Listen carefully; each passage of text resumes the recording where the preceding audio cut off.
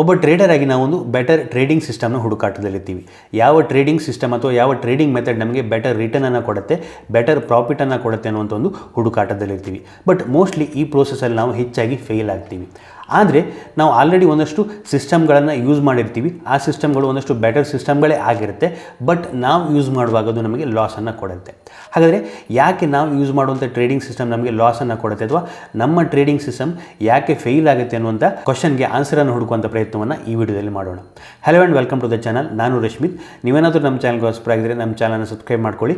ಅದೇ ರೀತಿ ನಮ್ಮನ್ನು ಇನ್ಸ್ಟಾಗ್ರಾಮ್ ಹಾಗೆ ಟೆಲಿಗ್ರಾಮಲ್ಲಿ ಫಾಲೋ ಮಾಡ್ಬೋದು. ಈ ಎಲ್ಲ ಮಾಹಿತಿ ನಿಮಗೆ ಡಿಸ್ಕ್ರಿಪ್ಷನಲ್ಲಿ ಸಿಗುತ್ತೆ. ಹಾಗಾದರೆ ಟ್ರೇಡಿಂಗ್ ಸೆಟಪ್ ಅಥವಾ ಟ್ರೇಡಿಂಗ್ ಸ್ಟ್ರಾಟಜಿ ಅಂತ ಹೇಳಿದ್ರೆ ಏನು?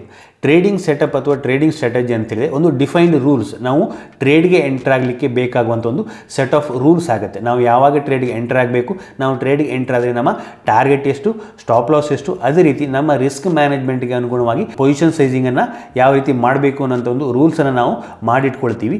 ಅದನ್ನೇ ನಾವು ಟ್ರೇಡಿಂಗ್ ಸೆಟಪ್ ಅಥವಾ ಟ್ರೇಡಿಂಗ್ ಸ್ಟ್ರಾಟಜಿ ಅಂತ ಕರಿಬೋದು. ಹೆಚ್ಚಿನ ಬಿಗಿನರ್ಗಳು ಟೆಕ್ನಿಕಲ್ ಅನಾಲಿಸಿಸನ್ನು ಸ್ಟಡಿ ಮಾಡಿದಾಗ ನೆಕ್ಸ್ಟ್ ಟ್ರೇಡಿಂಗನ್ನು ಮಾಡಲಿಕ್ಕೆ ಹೆಚ್ಚಾಗಿ ಯೂಸ್ ಮಾಡುವಂಥದ್ದು ಇಂಡಿಕೇಟರ್ ಬೇಸ್ಡ್ ಟ್ರೇಡಿಂಗ್ ಸಿಸ್ಟಮ್ಗಳನ್ನು ಯೂಸ್ ಮಾಡ್ತಾರೆ. ಇಂಡಿಕೇಟರ್ ಬೇಸ್ಡ್ ಸಿಗ್ನಲನ್ನು ತಗೊಂಡು ಅವರು ಟ್ರೇಡ್ಗೆ ಎಂಟರ್ ಆಗ್ತಾರೆ. ಫಾರ್ ಎಕ್ಸಾಂಪಲ್ MACD ಇರ್ಬೋದು ಅಥವಾ ಮೂವಿಂಗ್ ಆವರೇಜ್ ಕ್ರಾಸ್ ಓವರ್ ಇರ್ಬೋದು.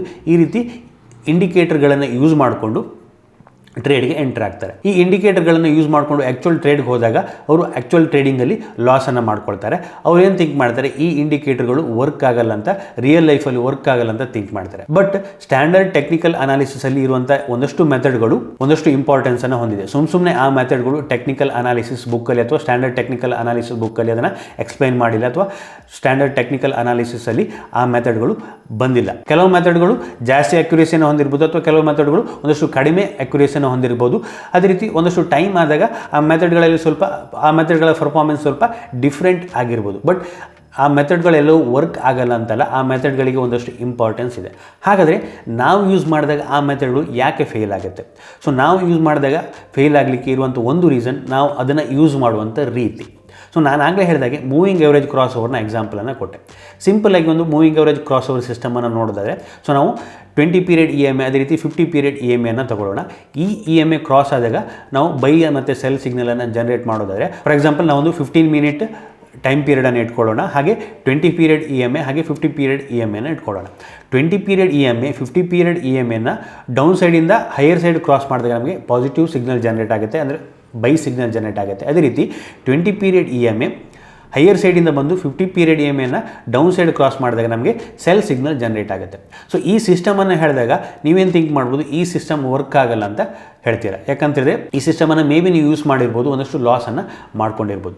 ನಾರ್ಮಲಿ ಈ ಸಿಸ್ಟಮನ್ನು ಯಾವ ರೀತಿ ನಾವು ಯೂಸ್ ಮಾಡ್ತೀವಿ ಅಂತೇಳಿದ್ರೆ, ಜನರಲಿ ಬಿಗಿನರ್ಗಳು ಯೂಸ್ ಮಾಡ್ತಾರೆ ಅಂತೇಳಿದ್ರೆ ಈ ಸಿಸ್ಟಮನ್ನು ಚಾರ್ಟಲ್ಲಿ ಹಾಕ್ಕೊಳ್ತಾರೆ, ಈ ಮೂವಿಂಗ್ ಅವರೇಜನ್ನು ಚಾರ್ಟಲ್ಲಿ ಹಾಕ್ಕೊಳ್ತಾರೆ. ಪ್ರತಿಯೊಂದು ಸ್ಟಾಕನ್ನು ನೋಡ್ತಾ ಹೋಗ್ತಾರೆ. ಯಾವ ಸ್ಟಾಕಲ್ಲಿ ಈ ರೀತಿ ಬೈ ಸಿಗ್ನಲ್ ಬಂದಿದೆ, ಕ್ರಾಸ್ ಓವರ್ ಆಗಿದೆ ಅಂತ ನೋಡ್ಕೊಳ್ತಾರೆ. ಯಾವ ಸ್ಟಾಕ್ ಕ್ರಾಸ್ ಓವರ್ ಆಗುತ್ತೆ ಅದನ್ನು ಬೈ ಮಾಡ್ತಾ ಹೋಗ್ತಾರೆ. ಈ ರೀತಿ ಡಿಫ್ರೆಂಟ್ ಸ್ಟಾಕ್ಗಳನ್ನು ನೋಡ್ತಾ ಅವುಗಳಲ್ಲಿ ಈ ರೀತಿ ಸಿಸ್ಟಮನ್ನು ನಾವು ಅಪ್ಲೈ ಮಾಡ್ತಾ ಹೋದಾಗ ಆ ಸಿಸ್ಟಮ್ಗಳು ಡೆಫಿನೆಟ್ ಆಗಿ ಫೇಲ್ ಆಗುತ್ತೆ. ಯಾಕೆ ಕೇಳಿದರೆ ಪ್ರತಿಯೊಂದು ಸಿಸ್ಟಮ್ಗೂ ಅದರದ್ದೇ ಆದ ಒಂದು ಅಡ್ವಾಂಟೇಜ್ ಅಥವಾ ಡಿಸ್ಅಡ್ವಾಂಟೇಜ್ ಇದೆ. ನಾನು ಈಗ ಹೇಳಿದ ಮೂವಿಂಗ್ ಎವರೇಜ್ ಸಿಸ್ಟಮ್ ಏನಿದೆ, moving average cross over system ಏನಿದೆ, ಈ ಸಿಸ್ಟಮ್ ಬೆಸ್ಟ್ ವರ್ಕ್ ಆಗುವಂಥದ್ದು ಟ್ರೆಂಡಿಂಗ್ ಮಾರ್ಕೆಟಲ್ಲಿ. ಅದೇ ರೀತಿ ಇದರ ಬ್ಯಾಡ್ ಪೇಸ್ ಇರುವಂಥದ್ದು ಕನ್ಸಾಲಿಡೇಷನ್ ಮಾರ್ಕೆಟಲ್ಲಿ. ಮಾರ್ಕೆಟ್ ಕನ್ಸಾಲಿಡೇಷನ್ ಆಗ್ತಾ ಇತ್ತು ಅಂತೇಳಿ ಈ ಸಿಸ್ಟಮ್ ಫ್ರೀಕ್ವೆಂಟಾಗಿ ಬೈ ಸೆಲ್ ಸಿಗ್ನಲನ್ನು ಕೊಡ್ತಾ ಹೋಗುತ್ತೆ. ಅದೇ ರೀತಿ ಮಾರ್ಕೆಟ್ ಟ್ರೆಂಡಿಂಗ್ ಆಗಿತ್ತು ಅಂತೇಳಿದ್ರೆ ನಿಮಗೆ ಈ ಸಿಸ್ಟಮಲ್ಲಿ ಎಂಟರ್ ಆದಾಗ ನೀವು ಒಂದು ಟ್ರೆಂಡಿಂಗ್ ಮೂವನ್ನು ಕ್ಯಾಚ್ ಮಾಡುವಂಥ ಸಾಧ್ಯತೆ ಹೆಚ್ಚಿರುತ್ತೆ. ಸೊ ಪ್ರತಿಯೊಂದು ಸಿಸ್ಟಮ್ಗಳು ಒಂದು ಅಡ್ವಾಂಟೇಜ್ ಹಾಗೆ ಡಿಸ್ಅಡ್ವಾಂಟೇಜನ್ನು ಹೊಂದಿರುತ್ತೆ. ನೀವು ಈ ಸಿಸ್ಟಮನ್ನು ಇಟ್ಕೊಂಡು ಪ್ರತಿದಿನ ಒಂದೊಂದು ಸ್ಟಾಕನ್ನು ನೋಡ್ತಾ ಹೋದಾಗ ಏನಾಗುತ್ತೆ, ಮೇ ಬಿ ನೀವು ಎಂಟರ್ ಆದಾಗ ಆ ಸ್ಟಾಕಲ್ಲಿ ಕನ್ಸಾಲಿಡೇಷನ್ ಪೇಸಲ್ಲಿ ಇದ್ದಿರ್ಬೋದು, ಅಲ್ಲಿ ನಿಮಗೆ ಬೈ ಸೆಲ್ ಸಿಗ್ನಲ್ ಸಿಕ್ಕಿರ್ಬೋದು, ಅಲ್ಲಿ ನಿಮಗೆ ಲಾಸ್ ಆಗ್ತಾ ಇರ್ಬೋದು. ಸೊ ಹಾಗಾಗಿ ಯಾವುದೊಂದು ಸಿಸ್ಟಮನ್ನು ಯೂಸ್ ಮಾಡುವಾಗ ಅದು ಎಲ್ಲಿ ಬೆಸ್ಟ್ ವರ್ಕ್ ಆಗುತ್ತೆ, ಎಲ್ಲಿ ವರ್ಕ್ ಆಗಲ್ಲ ಅಂತ ಗೊತ್ತಿರಬೇಕಾಗತ್ತೆ. ಸೊ ಈ ಸಿಸ್ಟಮನ್ನು ನಾವು ಡಿಫ್ರೆಂಟ್ ಸ್ಟಾಕ್ಗಳನ್ನು ಹಿಡ್ಕೊಂಡು ಕ್ರಾಸ್ ಓವರನ್ನು ನೋಡೋದಕ್ಕಿಂತ ಒಂದೇ ಸ್ಟಾಕಲ್ಲಿ ಇಟ್ಕೊಂಡು ಅದರಲ್ಲಿ ಸಿಗ್ನಲ್ ಜನರೇಟ್ ಆದಾಗ ಟ್ರೇಡ್ ಮಾಡಿದಾಗ ನಮಗೆ ಬೆಟರ್ ರಿಸಲ್ಟ್ ಸಿಗುತ್ತೆ. ನಾನು ಆಗಲೇ ಹೇಳಿದಾಗೆ ಈ ಸಿಸ್ಟಮನ್ನು ನಿಫ್ಟಿಯಲ್ಲಿ ಅಥವಾ ಒಂದು ಸ್ಟಾಕಲ್ಲಿ ಹಾಕ್ಕೊಂಡು ಅದನ್ನು ಅಬ್ಸರ್ವ್ ಮಾಡಿ, ಆ ಸ್ಟಾಕಲ್ಲಿ ಈ ಸಿಸ್ಟಮ್ ಯಾವ ರೀತಿ ಪರ್ಫಾರ್ಮ್ ಮಾಡಿದೆ ಅನ್ನೋದನ್ನು ನೀವು ನೋಡಬೇಕಾಗತ್ತೆ. ನೀವು ಡಿಫ್ರೆಂಟ್ ಸ್ಟಾಕನ್ನು ಟ್ರೈ ಮಾಡೋದಕ್ಕಿಂತ ಒಂದು ಸ್ಟಾಕಲ್ಲಿ ಈ ಸಿಸ್ಟಮನ್ನು ಹಾಕ್ಕೊಂಡು ನೋಡಿದಾಗ ಈ ಸಿಸ್ಟಮ್ ಬೆಟರ್ ಪರ್ಫಾರ್ಮ್ ಮಾಡಿರುತ್ತೆ. ಯಾಕಂತೇಳಿದ್ರೆ ಪ್ರತಿಯೊಂದು ಸಿಸ್ಟಮ್ಗೊಂದು ಬೆಟರ್ ಪೇಸ್ ಅದೇ ರೀತಿ ವರ್ಸ್ಟ್ ಪೇಸ್ ಅಂತ ಇರುತ್ತೆ. ಸ್ಟಾಕ್ ಟ್ರೆಂಡಿಂಗ್ ಇರುವಾಗ ಈ ಸಿಸ್ಟಮ್ ಬೆಟರ್ ಪರ್ಫಾರ್ಮ್ ಮಾಡುತ್ತೆ. ಸ್ಟಾಕ್ ಕನ್ಸಾಲಿಡೇಷನ್ ಮಾಡುವಾಗ ಈ ಸಿಸ್ಟಮ್ ಪರ್ಫಾರ್ಮ್ ಮಾಡೋದಿಲ್ಲ, ಒಂದಷ್ಟು ಲಾಸನ್ನು ಕೊಡುತ್ತೆ. ನಾವು ಒಂದಷ್ಟು ಟೈಮ್ವರೆಗೂ ಅಟ್ಲೀಸ್ಟ್ 1 ಇಯರ್ವರೆಗೂ ಡಾಟಾವನ್ನು ಚೆಕ್ ಮಾಡಿದಾಗ ಈ ಸಿಸ್ಟಮ್ ಮೇ ಬಿ ಬೆಟರ್ ಪರ್ಫಾರ್ಮನ್ನು ಮಾಡ್ಬೋದು. ಯಾಕಂತೇಳಿ ಡಿಫ್ರೆಂಟ್ ಪೇಸ್ ಬಂದಿರುತ್ತೆ, ಟ್ರೆಂಡಿಂಗ್ ಮಾರ್ಕೆಟ್ ಬಂದಿರುತ್ತೆ, ಕನ್ಸಾಲ್ಟೇಷನ್ ಮಾರ್ಕೆಟ್ ಬಂದಿರುತ್ತೆ. ಹಾಗಾಗಿ ಈ ಸಿಸ್ಟಮ್ ಒಂದಷ್ಟು ಕನ್ಸಿಸ್ಟೆನ್ಸ್ ಆಗಿ ರಿಟರ್ನ್ ಅನ್ನು ಕೊಡುವಂಥ ಸಾಧ್ಯತೆ ಇರುತ್ತೆ. ನಾವು ಡಿಫ್ರೆಂಟ್ ಸ್ಟಾಕನ್ನು ಪ್ರತಿದಿನ ಚೇಂಜ್ ಮಾಡಿದಾಗ ಏನಾಗುತ್ತೆ, ಮೇ ಬಿ ಕನ್ಸಾಲ್ಟೇಷನ್ ಇರುವ ಟೈಮಲ್ಲಿ ನಾವು ಅಲ್ಲಿ ಎಂಟರ್ ಆಗ್ತಿರ್ಬೋದು. ಆ ಸಿಸ್ಟಮ್ನ ಡ್ರಾಡೌನ್ ಪೇಸ್ ಏನಿರುತ್ತೆ ಆಗ ನಾವು ಅಲ್ಲಿ ಎಂಟರ್ ಆದಾಗ ಅಲ್ಲಿ ನಮಗೆ ಲಾಸ್ ಆಗುತ್ತೆ. ಯಾವ ಸಿಸ್ಟಮ್ ಕೂಡ 100% ವರ್ಕ್ ಆಗಲ್ಲ. ಎಲ್ಲ ಸಿಸ್ಟಮಲ್ಲಿ ಒಂದಷ್ಟು ಅಡ್ವಾಂಟೇಜ್ ಅದೇ ರೀತಿ ಡ್ರಾಬ್ಯಾಕ್ಗಳು ಕೂಡ ಇರುತ್ತೆ. ಪ್ರತಿಯೊಂದು ಸಿಸ್ಟಮ್ಗೊಂದು ಡ್ರಾಡೌನ್ ಪೀರಿಯಡ್ ಅಂತ ಇರುತ್ತೆ. ಮಾರ್ಕೆಟ್ ಕಂಡೀಷನ್ಗೆ ಅನುಗುಣವಾಗಿ ಒಂದಷ್ಟು ಸಿಸ್ಟಮ್ಗಳು ಒಂದಷ್ಟು ಟೈಮಲ್ಲಿ ಲಾಸನ್ನು ಕೊಡುತ್ತೆ.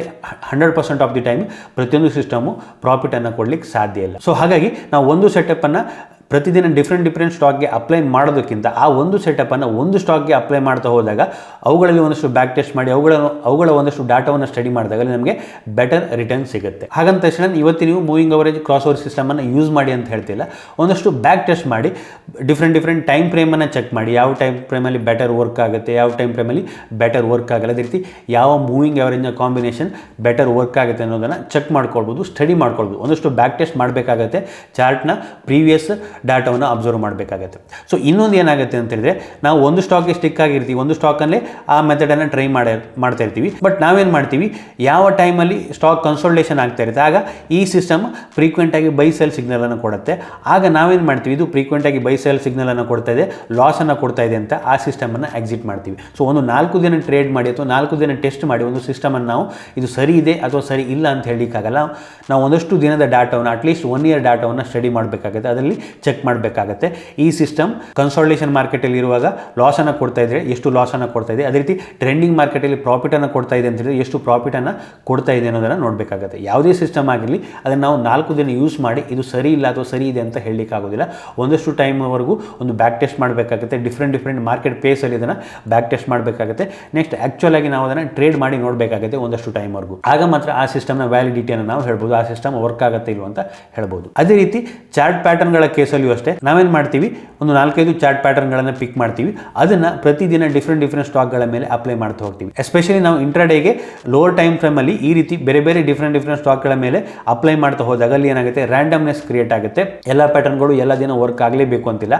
ನಾವು ಯೂಸ್ ಮಾಡಿದಂಥ ದಿನ ಆ ಪ್ಯಾಟರ್ನ್ ಮೇ ಬಿ ಫೇಲ್ ಆಗಿರ್ಬೋದು, ಈ ಹಿಂದೆ ಅದು ಆ ಪ್ಯಾಟರ್ನ್ ಸಕ್ಸಸ್ ಆಗಿರ್ಬೋದು. ಸೊ ನಾವು ಡಿಫ್ರೆಂಟ್ ಸ್ಟಾಕ್ಗಳ ಮೇಲೆ ಟ್ರೈ ಮಾಡೋದಕ್ಕಿಂತ 1 ಅಥವಾ 2 ಸ್ಟಾಕನ್ನು ಇಟ್ಕೊಂಡು ಆ ಪ್ಯಾಟರ್ನ್ಗಳನ್ನು ಆ ಸ್ಟಾಕ್ಗಳಲ್ಲಿ ಮಾತ್ರ ಫೈಂಡ್ ಔಟ್ ಮಾಡಿದಾಗ ಅಲ್ಲಿ ಆ ಪ್ಯಾಟರ್ನ್ಗಳು ಬೆಟರ್ ರಿಟರ್ನ್ ಅನ್ನು ಕೊಡುತ್ತೆ. ಅದಕ್ಕೋಸ್ಕರ ನಾನು ನನ್ನ ಹತ್ರ ಸಜೆಷನ್ ಕೇಳಿದರೆ ನೀವು 1 or 2 ಸ್ಟಾಕ್ಗೆ ಸ್ಟಿಕ್ ಆಗಿ ಅವುಗಳಲ್ಲಿ ಒಂದು ಮೆಥಡನ್ನು ಫೋಕಸ್ ಮಾಡಿಕೊಂಡು ಆ ಮೆಥಡ್ಗಳನ್ನು ಆ ಸ್ಟಾಕ್ಗಳಲ್ಲಿ ಮಾತ್ರ ಫೋಕಸ್ ಮಾಡಿ ಟ್ರೇಡ್ ಮಾಡಿ ಅಥವಾ ಪ್ರಾಕ್ಟೀಸ್ ಮಾಡಿ ಅಂತ ಹೇಳಲಿಕ್ಕೆ ಇಷ್ಟಪಡ್ತೀನಿ. ಯಾಕಂತೇಳಿದ್ರೆ ನೀವು ಒಂದು ಮೆಥಡನ್ನು ಒಂದು ಸ್ಟಾಕಲ್ಲಿ ಕಂಟಿನ್ಯೂಸ್ ಆಗಿ ಅಪ್ಲೈ ಮಾಡ್ತಾ ಹೋದಾಗ ನಿಮ್ಗಲ್ಲಿ ಆ ಮೆಥಡ್ ಆ ಸ್ಟಾಕಲ್ಲಿ ವರ್ಕ್ ಆಗ್ತಿದೆಯಾ ಇಲ್ವಾ ಅಂತ ಗೊತ್ತಾಗುತ್ತೆ. ಅದೇ ರೀತಿ ಆ ಮೆಥಡನ್ನು ಯಾವ ರೀತಿ ಫೈನ್ ಟ್ಯೂನ್ ಮಾಡಬೇಕು ಅಂತ ನಿಮಗೆ ಗೊತ್ತಾಗುತ್ತೆ. ಹೀಗೆ ಕಂಟಿನ್ಯೂಸ್ ಆಗಿ ಯಾವುದೋ ಒಂದು ಮೆಥಡನ್ನು ಅಥವಾ 4-5 ಚಾರ್ಟ್ ಪ್ಯಾಟರ್ನ್ ಇಟ್ಕೊಂಡು ಒಂದೇ ಸ್ಟಾಕಲ್ಲಿ ಆ ಮೆಥಡನ್ನು ನೀವು ಮಾತ್ರ ಟ್ರೇಡ್ ಮಾಡ್ತೀರಿ, ಈ ಚಾರ್ಟ್ ಪ್ಯಾಟರ್ನ್ಗಳು ಬಂದರೆ ಮಾತ್ರ ನೀವು ಟ್ರೇಡ್ ಮಾಡ್ತೀರಿ, ಅವುಗಳನ್ನು ಮಾತ್ರ ನೀವು ಪ್ರಾಕ್ಟೀಸ್ ಮಾಡ್ತಾ ಹೋದಾಗ ನಿಮ್ಮ ಅಕ್ಯುರೇಸಿಯಲ್ಲಿ ಜಾಸ್ತಿ ಆಗುವಂಥ ಸಾಧ್ಯತೆ ಇರುತ್ತೆ. ಸೊ ಅದಕ್ಕೋಸ್ಕರ ಬಿಗಿನರ್ಗಳಿಗೆ ನಾನು ಸಜೆಸ್ಟ್ ಮಾಡುವಂಥದ್ದು, ಎಸ್ಪೆಷಲಿ ನಾನು ಹೇಳುವಂಥದ್ದು ಇಂಟ್ರಾಡೇಗೆ 1 or 2 ಸ್ಟಾಕನ್ನು ಇಟ್ಕೊಳ್ಳಿ, ಅವುಗಳಿಗೆ ಒಂದು ಸ್ಪೆಸಿಫಿಕ್ ಸಿಸ್ಟಮನ್ನು ಡೆವಲಪ್ ಮಾಡ್ಕೊಳ್ಳಿ.